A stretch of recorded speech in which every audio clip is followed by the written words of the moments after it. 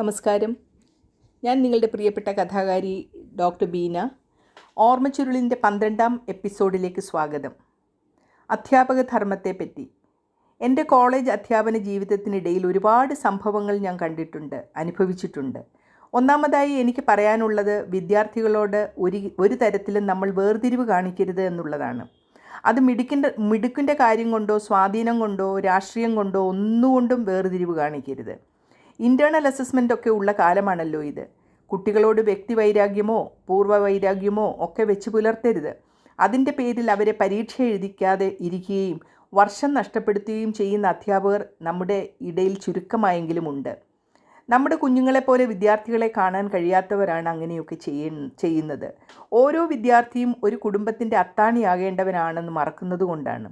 അവനും ഒരു നല്ല ഭാവി ജീവിതം ഉണ്ടാകേണ്ടതാണ് എന്ന് ആഗ്രഹിക്കാത്തത് കൊണ്ടാണ്.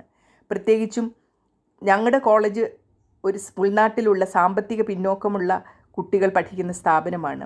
അവരെ ശിക്ഷിക്കുകയല്ല രക്ഷിക്കുകയാണ് ഒരു അധ്യാപകൻ്റെ ധർമ്മം എന്ന ബോധം മറക്കുന്നവരും അധ്യാപകരായി നമ്മുടെ ഇടയിൽ വല്ലപ്പോഴുമൊക്കെ ഉണ്ടാകാറുണ്ട്.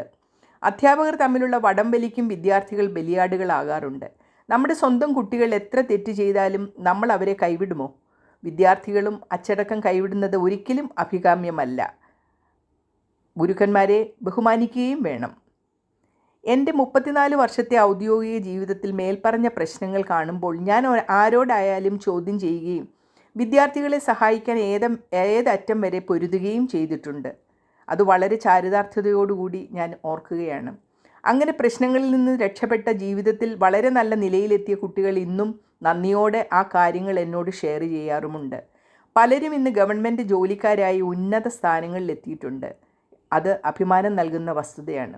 ഒരിക്കൽ ഞങ്ങളുടെ ഡിപ്പാർട്ട്മെൻറ്റിലുണ്ടായ വളരെ സങ്കടം ഉള്ള ഒരു കാര്യം പറയാതെ വയ്യ. പാവപ്പെട്ടൊരു വീട്ടിലെ പെൺകുട്ടിയെ വീട്ടിൽ ജാതകം നോക്കി BSc 1ാം വർഷമേ വിവാഹം കഴിപ്പിച്ചു.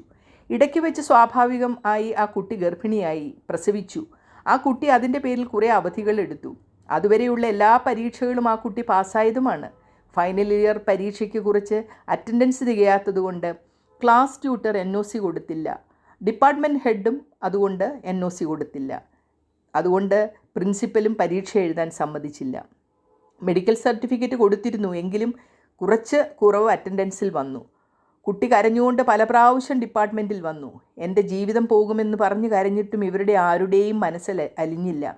ഞാൻ എന്നെക്കൊണ്ടാവുന്നതുപോലെയൊക്കെ എല്ലാവരോടും പറഞ്ഞു നോക്കി. ട്യൂട്ടർ പറയും ഹെഡ് പറഞ്ഞാൽ ചെയ്യാം, ഹെഡ് പറയും പ്രിൻസിപ്പൽ പറഞ്ഞാൽ ചെയ്യാം. അങ്ങനെ ഇവർ തമ്മിലുള്ള ഈഗോ പ്രശ്നവും വടംവലിയും ആ കുട്ടിയുടെ ജീവിതം തുലച്ചു. കയ്യോടെ പരീക്ഷ എഴുതിയാൽ ഒരു ഡിഗ്രി എടുത്ത് ജോലി കിട്ടാൻ പറ്റുന്ന ഒരു കുട്ടിയുടെ ജീവിതം തുലച്ചത് ദൈവം ഒരിക്കലും ആരോടും പൊറുക്കില്ല എന്ന് തന്നെയാണ് എനിക്ക് തോന്നുന്നത്. ഈ കുട്ടി എൻ്റെ ട്യൂട്ടർഷിപ്പിലായിരുന്നെങ്കിൽ അറ്റൻഡൻസ് ഷോർട്ടേജ് പ്രശ്നം ആരും അറിയുക പോലും ചെയ്യില്ലായിരുന്നു. ഇന്ന് നമ്മുടെ നാട്ടിൽ UGC വിദ്യാർത്ഥിനികൾക്ക് 6 മാസം പ്രസവാവധി കൊടുക്കുന്നു. ഡിഗ്രി നഷ്ടപ്പെട്ട ആ പെൺകുട്ടിക്ക് ആര് നീതി കൊടുക്കും? ഒന്നോർക്കണം, നിയമം മനുഷ്യർക്ക് വേണ്ടിയാണ്, അല്ലാതെ മനുഷ്യൻ നിയമത്തിന് വേണ്ടിയല്ല. സരസനായ ഒരു സഹ അധ്യാപകൻ. എൻ്റെ കൂടെ ജോലി ചെയ്തിരുന്ന അരവിന്ദാക്ഷൻ സാറിനെക്കുറിച്ച് പറയാതെ എൻ്റെ ഓർമ്മകൾ പൂർത്തിയാവില്ല. സാർ വളരെ ശാന്തനായ, സരസനായ, സ്നേഹമുള്ളൊരു വ്യക്തിയായിരുന്നു. ഡിപ്പാർട്ട്മെൻറ്റിൽ എൻ്റെ തൊട്ടടുത്ത സീറ്റിലാണ് ഇരുന്നിരുന്നത്. ഞാൻ ജോയിൻ ചെയ്ത് കുറച്ചുനാൾ കഴിഞ്ഞൊരു ദിവസം സാറ് ഒരു കഥ പോലെ വിശേഷങ്ങൾ പറഞ്ഞു. സാറ് ചെറുതായിരുന്നപ്പോൾ ഉണ്ടായ ഒരു സംഭവം ആണ് സാറ് പറഞ്ഞുകൊണ്ടിരുന്നത്. പൊതുവെ ആരോഗ്യമില്ലാത്ത, എപ്പോഴും അസുഖങ്ങൾ വരുന്നൊരു കുട്ടിയായിരുന്നു താനെന്നും അമ്മ ഗുരുവായൂരപ്പന് തുലാഭാരം നേർന്ന കാര്യം ഇപ്പോൾ ഓർത്തു പോവുകയാണെന്നും പറഞ്ഞു. തീരെ ചെറുപ്പത്തിൽ തുലാഭാരം നേർന്നത് വീണ്ടും സാറിന് 10 വയസ്സുള്ളപ്പോൾ കഠിനമായ ആ രോഗം തിരികെ വന്നപ്പോഴാണ് അമ്മ ഓർത്തത്. കരഞ്ഞുകൊണ്ട് ഗുരുവായൂരപ്പനോട് ക്ഷമ ചോദിച്ചു അമ്മ. അന്ന് തന്നെ ഗുരുവായൂർ പോയി സ്വർണം കൊണ്ട് തുലാഭാരവും നടത്തി. അതിനുശേഷം ഇന്നുവരെ അസുഖം തിരികെ വന്നിട്ടില്ല. ഇത് കേട്ടിരുന്ന എല്ലാവരുടെയും മുഖത്തേക്ക് ഞാൻ നോക്കി. എല്ലാവരും സാറിൻ്റെ വിശേഷം കേട്ടിരിക്കുന്നതല്ലാതെ ആരുടെയും മുഖത്തൊരു ഭാവവ്യത്യാസവുമില്ല. ഞാൻ കുറച്ച് നിമിഷം ചിന്തയിലാണ്ടു. കുറച്ച് കഴിഞ്ഞപ്പോൾ എൻ്റെ ഒരു കൂട്ടുകാരി ടീച്ചർ എൻ്റെ അടുത്ത് ഞാൻ ചോദിച്ചു രഹസ്യമായിട്ട്, സാർ വലിയ കാശുകാരനാണല്ലേ? ഞാനിത് അടക്കം ചോദിച്ചതും പുള്ളിക്കാരി സാറേ ബീനയുടെ സംശയം കേട്ടോ എന്ന് ചോദിച്ച് ഉറക്കെ പറഞ്ഞു. അവിടെ പിന്നെ എല്ലാവരും കൂടി കൂട്ടച്ചിരിയായിരുന്നു. അപ്പോഴാണ് പുതുതായി വന്ന എന്നെ കളിപ്പിക്കാനായി സാറൊപ്പിച്ച കഥയാണെന്ന് അറിഞ്ഞത്. അന്ന് തുലാഭാരത്തിൻ്റെ കഥ കേട്ട് എൻ്റെ വായ് പൊളിഞ്ഞിരിക്കുന്നത് കണ്ട എൻ്റെ സുഹൃത്തുക്കൾ ഇപ്പോഴും എന്നെ കളിയാക്കാറുണ്ട്. ഒരിക്കൽ ആലുവ വഴി പോയപ്പോൾ അപ്രതീക്ഷിതമായി സാറ് ഞങ്ങളുടെ വീട്ടിൽ വന്നു. പിറ്റേന്ന് ഡിപ്പാർട്ട്മെൻറ്റിൽ വന്ന് വീടിനെപ്പറ്റിയും മറ്റു വിശേഷങ്ങൾ പറഞ്ഞു. കുറച്ച് ദിവസം കഴിഞ്ഞ് സാറിൻ്റെ വീടിൻ്റെ തൊട്ടടുത്തുള്ളൊരു ആശുപത്രിയിൽ ഞങ്ങളുടെ കൂടെയുള്ളൊരു അധ്യാപകൻ അഡ്മിറ്റായി കിടക്കുന്നതറിഞ്ഞു. അന്ന് വൈകിട്ട് കോളേജ് കഴിഞ്ഞ് വീട്ടിൽ പോകുന്നതിന് മുമ്പ് കുറച്ച് ടീച്ചേഴ്സ് ഒരുമിച്ച് ഹോസ്പിറ്റലിൽ പോകാൻ തീരുമാനിച്ചു. ഞാൻ ഉടനെ സാറിനോട് പറഞ്ഞു, ഹോസ്പിറ്റലിൽ വരുമ്പോൾ സാറിൻ്റെ വീട്ടിൽ ഞങ്ങൾ ഒന്ന് കയറും കേട്ടോ സാറേ. ഞങ്ങൾ ഹോസ്പിറ്റലിൽ പോയപ്പോൾ അവിടെ കുറച്ച് താമസം ഉണ്ടായി. തിരിച്ചു പോരാൻ വൈകിയതുകൊണ്ട് സാറിൻ്റെ വീട്ടിൽ കയറാൻ കഴിഞ്ഞില്ല. പിറ്റേന്ന് കണ്ടപാടെ ഞാൻ ക്ഷമ ചോദിച്ച് അടുത്ത് ചെന്നു. പക്ഷെ സാറ് പറഞ്ഞു, വേണ്ട ഒന്നും പറയണ്ട. ഇന്നലെ ഞാൻ പെട്ട പാട് എത്രയാണെന്ന് തനിക്കറിയുമോ?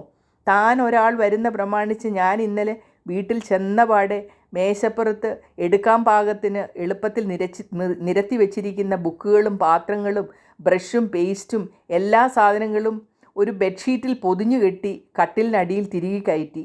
മുറികളിലും അലമാരകളിലും ഒക്കെ അലസമായി കിടക്കുന്നതെല്ലാം ഒതുക്കി വെച്ചു. പൈനാപ്പിൾ ജ്യൂസ് അടിച്ച് ഫ്രിഡ്ജിൽ വെച്ച് നിങ്ങളെയും കാത്തിരുന്നു. ഒടുവിൽ ലളിത ടീച്ചർ, സാറിൻ്റെ ഭാര്യയാണ്, സ്കൂളിൽ നിന്ന് പതിവ് സമയം എത്തിയതോടെ ഞാൻ സ്നേഹത്തോടെ ഒരു ഗ്ലാസ് ജ്യൂസ് നീട്ടി. അയ്യോ, നിങ്ങൾക്കിതെന്ത് പറ്റി? ജ്യൂസും പിടിച്ച് അകത്തേക്ക് കയറിയ ടീച്ചർ ചോദിച്ചു.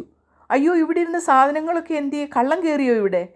പിന്നെ വീട്ടിൽ നടന്ന കോലാഹലമൊന്നും പറയണ്ട. ഒക്കെ താൻ ഒരാൾ കാരണമാണ്. സാറിൻ്റെ അന്നത്തെ രസകരമായ വിവരണം കേട്ട് ഞങ്ങൾ ചിരിച്ച് മണ്ണ് കപ്പി. സാറിൻ്റെ വീടിന് തൊട്ടടുത്ത് പുതുതായി ഒരു വാടകക്കാരൻ താമസത്തിന് വന്നു. നാഷണൽ ഹൈവേയിൽ നിർമ്മാണം നടക്കുന്ന മേൽനോട്ടം വഹിക്കുന്ന ഒരു ഹിന്ദിക്കാരനാണ് കക്ഷി. കണ്ടപാടെ ഹിന്ദിയിൽ സംസാരിക്കാൻ തുടങ്ങി. മാലും നഹീം എന്ന് പറഞ്ഞ് സാറ് രക്ഷപ്പെടാൻ ശ്രമിച്ചെങ്കിലും പുള്ളി വിടില്ല. ഇംഗ്ലീഷിലായി സംസാരം.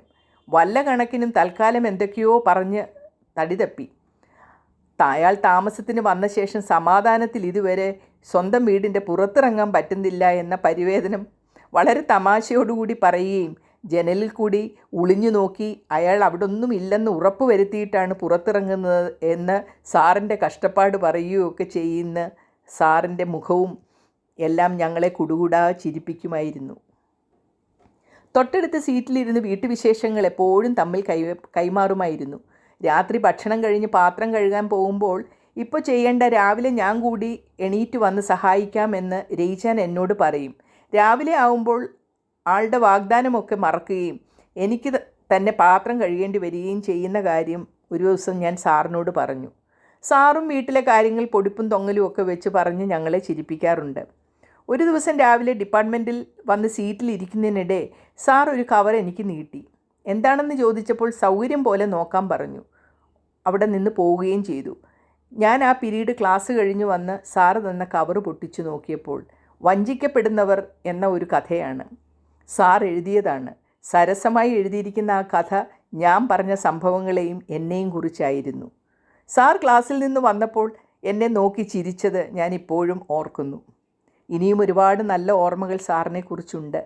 ഇന്നും നമ്മോടൊപ്പം സാറില്ലെങ്കിലും സാറിൻ്റെ ഓർമ്മകൾ പച്ചയായി നിൽക്കുന്നു. ഇനി അടുത്ത എപ്പിസോഡിൽ തുടർന്നുള്ള നിമിഷങ്ങളും വിശേഷങ്ങളും പങ്കുവയ്ക്കാം. അതുവരെയും നന്ദി, നമസ്കാരം. ഇന്നത്തെ എപ്പിസോഡ് ഇഷ്ടമായെങ്കിൽ ലൈക്കും കമൻറ്റും ഇടാൻ മറക്കരുത്. ആദ്യമായിട്ടാണ് ഈ ചാനൽ കാണുന്നതെങ്കിൽ സബ്സ്ക്രൈബ് ചെയ്ത് ബെല്ലൈക്കണിൽ ഓൾ എന്ന ഓപ്ഷൻ ഇടാനും ഓർക്കുമല്ലോ.